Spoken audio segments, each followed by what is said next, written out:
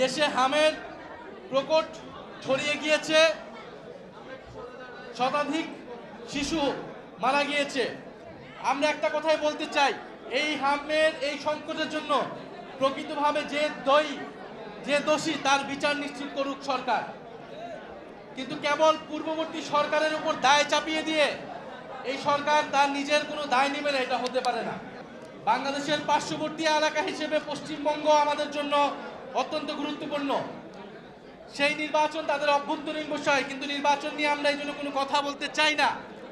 কিন্তু আমরা দেখেছি নির্বাচনের আগে কয়েক লাখ ভোটারের নাগরিকত্ব কেড়ে নেওয়া হয়েছে, তাদেরকে ভোটদান থেকে বিরত রাখা হয়েছিল। তাদের অধিকাংশ ছিল মুসলমান এবং মতুয়া সম্প্রদায়ের।